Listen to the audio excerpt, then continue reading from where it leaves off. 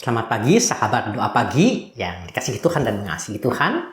Kita berjumpa kembali, dan sebelum kita belajar firman Tuhan di pagi hari ini, mari kita berdoa. Puji syukur Bapa Surgawi di dalam Kristus, Allah Roh Kudus. Kami rindu disapa dengan firman Tuhan sehingga hari-hari kami di hari ini, jam-jam yang kami lewati menjadi hari yang bahagia dan berlimpah sukacita. Kristus yang memberikan kami firman dengan pertolongan Roh Kudus yang menolong kami. Amin. Bacaan kita di pagi hari ini kita akan melihat dari Amsal pasal 3 ayat 13 sampai dengan 18. Saya akan membacakan untuk kita semua. Berbahagialah orang yang mendapat hikmat, orang yang memperoleh kepandaian. Karena keuntungannya melebihi perak dan hasilnya melebihi emas. Ia lebih berharga daripada permata. Apapun yang kau inginkan tidak dapat menyamainya. Umur panjang ada di tangan kanannya. Di tangan kirinya kekayaan dan kehormatan. Jalannya adalah jalan penuh bahagia. Segala jalannya sejahtera semata-mata. Ia menjadi pohon kehidupan bagi orang yang berpaut padanya. Siapa yang berpegang padanya akan disebut berbahagia. Setiap orang ingin hidupnya bahagia, dan ada banyak cara dalam mengupayakan kebahagiaan. Berlibur, membeli barang-barang tertentu, atau dan banyak hal.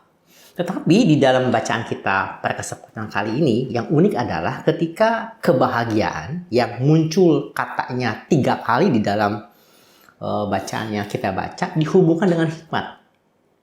Jadi hikmat terkait erat dengan kebahagiaan. Yuk kita langsung lihat ya. Di ayat yang ke-13, jadi kata bahagia muncul 3 kali di dalam ayat 13, 17, dan 18. Berbahagialah orang yang mendapat hikmat. Ayat 17, ya, jalannya adalah jalan penuh bahagia. Dan ayat 18, siapa yang berpegang padanya akan disebut berbahagia. Jadi ini merupakan keterkaitan yang sangat erat antara hikmat dan kebahagiaan. Orang yang mendapatkan hikmat, orang yang hidup di dalam hikmat dan berhikmat adalah orang yang hasilnya hidup di dalam kebahagiaan. Ini merupakan refleksi atas kehidupan Raja Salomo, secara khusus di dalam masa jayanya. Kita tahu di dalam masa jayanya Salomo menjadi raja yang kemudian membangun bait Allah, dan segala kebahagiaan itu hadir ketika Salomo hidup di dalam jalan Tuhan, hidup dalam kehendak Tuhan, hidup dalam kebenaran Tuhan, dan diberikan hikmat dari Tuhan sehingga kemudian kebahagiaan itu hadir. Kita lihat lebih lanjut ya. Katakan di ayat 13, berbahagialah orang yang mendapat hikmat, orang yang memperoleh kepandaian. Hikmat secara sederhananya adalah kepandaian, dan kepandaian yang berasal dari Tuhan. Oleh karena itu hikmat adalah kemampuan melihat yang tidak terlihat di balik permasalahan yang terjadi. Jadi kalau ada sebuah permasalahan, kita mampu melihat apa yang terjadi di balik apa yang kelihatan. Kan ada hal yang tidak kita tahu. Dan kita mampu untuk melihat lebih mendalam di balik permasalahan itu, dan kemudian itulah kebahagiaan. Jadi kita pun ingat ketika Salomo menjadi hakim ya bagi 2 orang ibu, dan dia mampu untuk melihat nih mana yang benar, mana yang tidak, dan hasilnya adalah kemudian hasil yang membahagiakan bagi ibu yang memiliki anak dan anaknya masih hidup itu. Nah, dari sini kita bisa melihat bahwa orang yang mampu untuk melihat sebuah permasalahan tidak hanya permukaannya saja, tetapi mampu untuk melihat lebih mendalam, itulah kebahagiaan. Yang juga adalah hikmat kecerdasan dari Tuhan. Dan dikatakan ketika orang memiliki hikmat itu, kata kunci yang kedua adalah itu berharga. Ya, lebih berharga dari permata, ya, lebih berharga kemudian juga lebih berharga di sini dan dari logam mulia, ya, melebihi perak, melebihi emas. Artinya kemampuan melihat di balik sebuah permasalahan itu adalah hal yang berharga. Artinya Salomo ketika berhadapan dengan sebuah permasalahan, dia mampu untuk melihat sebuah permasalahan itu lebih mendalam. Itulah kebahagiaan, itulah hikmat, dan juga itu akan membawa hasil, yaitu menjadi ada hal yang berharga yang mampu dilihat. Dalam konteks Salomo apa? Tuhan. Siapa yang memberikan keamanan untuk kerajaan Salomo? Tuhan. Apakah Tuhan kelihatan? Tidak kelihatan. Siapa yang memberi perlindungan untuk Salomo? Tuhan. Siapa yang memberikan damai sejahtera? Tuhan. Itu hal berharga yang melebihi emas, perak. Ya. Dan oleh karena itu emas, perak, permata. Ada panjang umur, ada kekayaan dan hormat. Tentu tidak semata kekayaan diukur dari apa istilahnya? Tidak semata diukur dari uang, ya. Tapi kemudian di sini dikatakan jalannya penuh bahagia, sejahtera semata-mata. Sejahtera berbisnis juga soal perasaan hati. Tidak semata kebahagiaan diukur dari apa yang dia punya harta, tetapi juga ada perasaan damai di dalam hati. Dan kemudian, nah di sini dikatakan ya ayat 18 yang menjadi pohon kehidupan bagi yang berpaut kepadanya.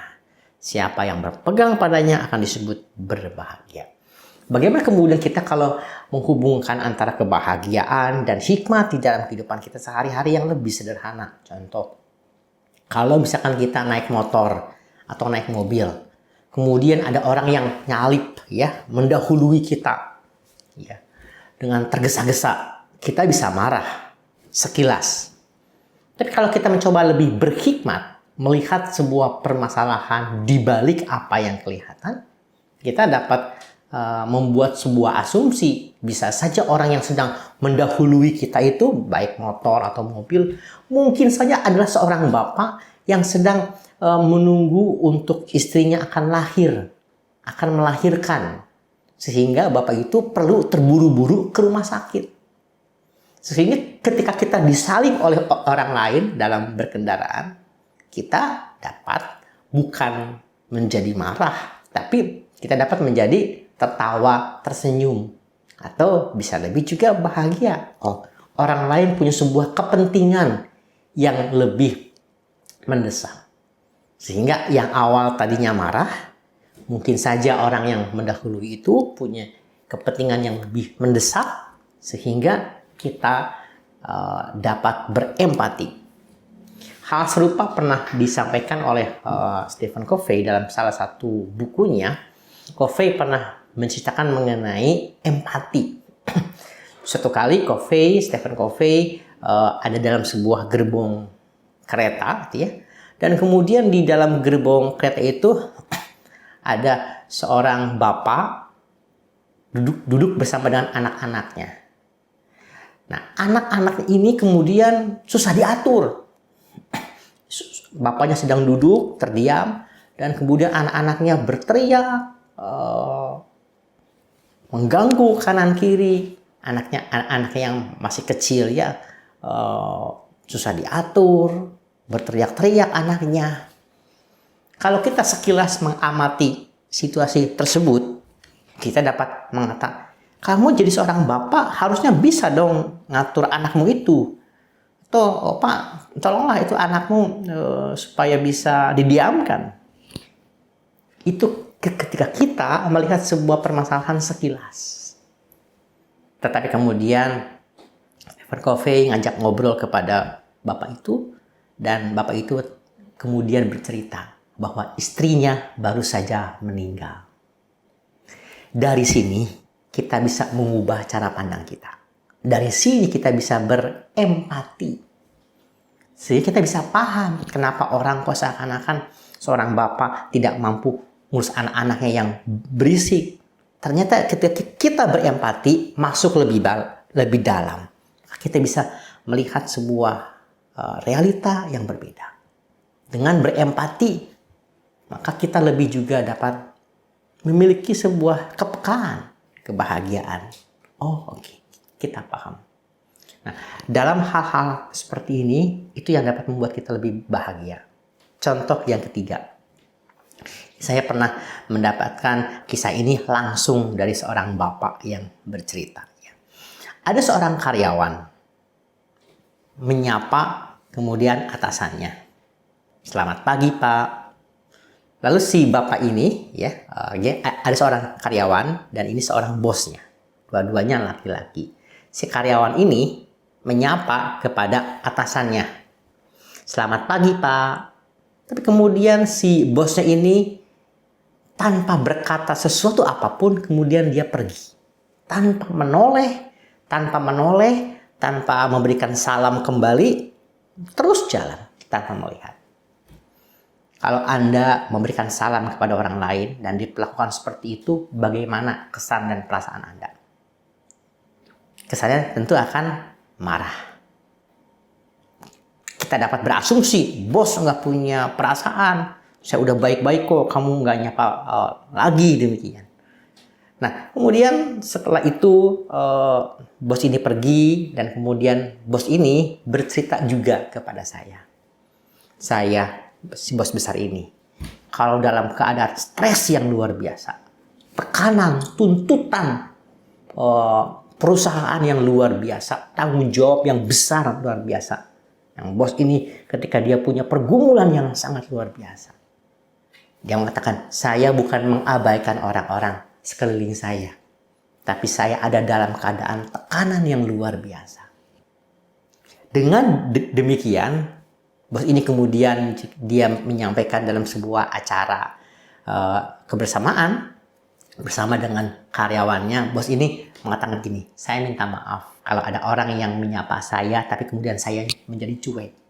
Bukan saya membeda-bedakan orang, tapi saya sedang dalam tekanan, tuntutan, pekerjaan yang luar biasa berat.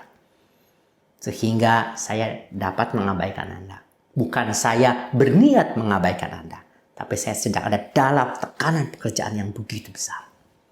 Dari informasi ini, si karyawan tadi baru menjadi bahagia. Oh, ternyata dia bukan betul-betul mengabaikan saya, tapi bos ini sedang ada dalam pergumulan yang sangat besar. Dengan berempati, kita lebih bahagia. Kita bisa menebak-nebak banyak hal, kita bisa berpikiran negatif tentang orang lain. Tapi kalau kita mampu untuk berempati, melihat lebih mendalam, maka disitulah kebahagiaan. Itulah kecerdasan, kebahagiaan, dan hikmat. Semoga hari kita di pagi hari ini, seharian penuh dengan kebahagiaan. Mari kita berdoa. Kristus Tuhan Allah Bapa kami, limpahkan kebahagiaan di hati kami dengan hikmat, dengan empati, sehingga kami mampu menjalani hidup kami dipenuhi kebahagiaan sepanjang hari ini. Dalam Kristus kami berdoa. Amin. Tuhan berkati kita semua. Bagi Bapak Ibu yang memiliki pergumulan khusus dan ingin didoakan, bisa menghubungi rekan-rekan pendeta di nomor berikut.